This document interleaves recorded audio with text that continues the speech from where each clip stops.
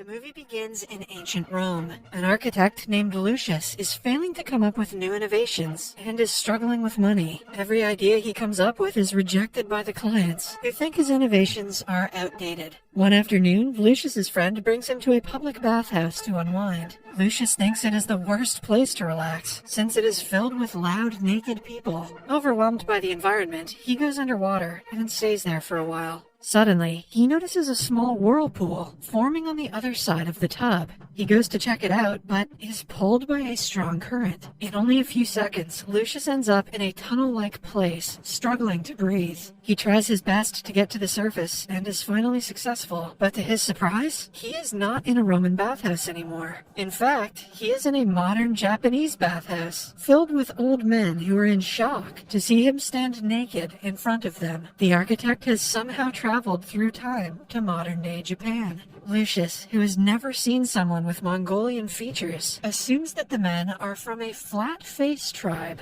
After recovering from the shock, Lucius notices that the place is more advanced than any bathhouse he has ever seen. The baskets, taps, and massaging device all blow his mind, as he regrets not thinking of these innovations himself earlier. He also accidentally enters the women's changing room and is knocked out by a screaming old lady. Then, we are introduced to a struggling manga artist named Mami. His appearance gives her an idea for a new character, hence she starts drawing his portrait. A while later, Lucius wakes up and is given a bottle of flavored milk. He is yet again baffled by the sweet and cold taste of it. In fact, it is so good that it makes him fall unconscious for a second time.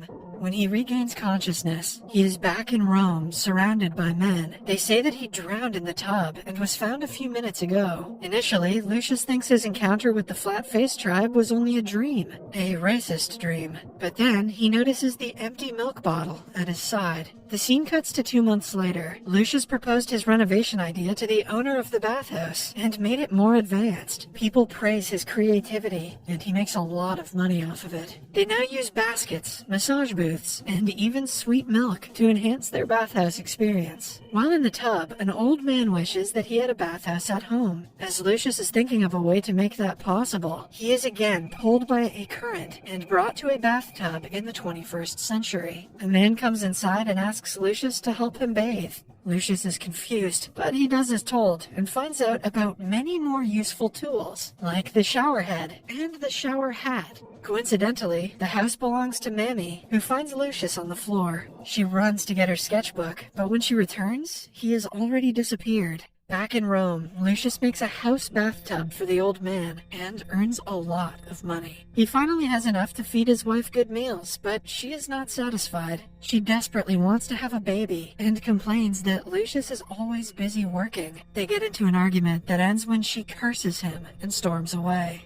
A few days later, Lucius is approached by a messenger of the Emperor, Hadrianus. The man is known for being cruel, as rumors say that he killed the cabinet members who opposed him. Since the talk about Lucius's inventions has been going around town, even the Emperor is taking interest in him.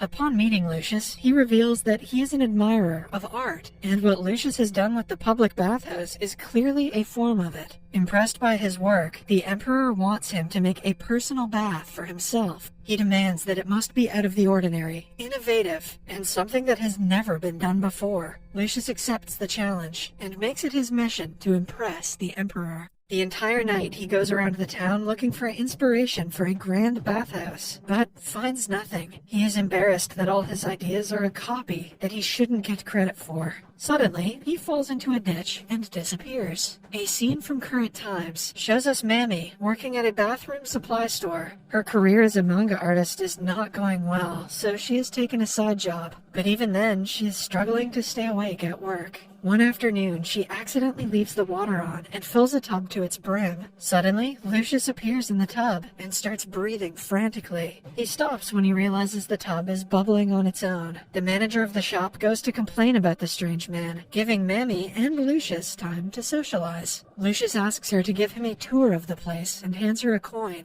Although Mami doesn't understand his spoken language, she does understand the language of cold hard cash, and she shows him around. Lucius is mesmerized by the urinals and thinks printed toilet paper contains the secrets of the flat-faced tribe's success. I really wish I didn't have to keep narrating that term. But the thing that fascinates him the most is a bidet. When he is on it, he feels like he is in heaven. Copying the idea from everything he saw, he returns to Rome and makes the Emperor the best bathhouse of all time.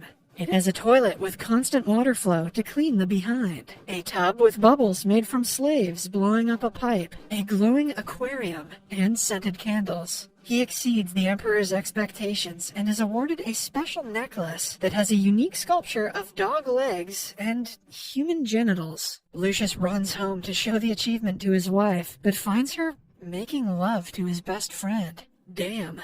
In the future, Mammy returns to her small hometown after repeatedly failing to generate ideas for a good manga and being kicked out of her side jobs. She starts working in a local bathhouse and studying ancient Roman history. The coin she received from Lucius and his disappearance has intrigued her, and she wants to know if he is actually a person from the past. Back in Rome, Lucius has lost the will to live after his wife ran away with his best friend. One day, he is approached by a messenger who is worried about the Emperor. It turns out that the Emperor lost his son recently and thinks that a crocodile is his reincarnation.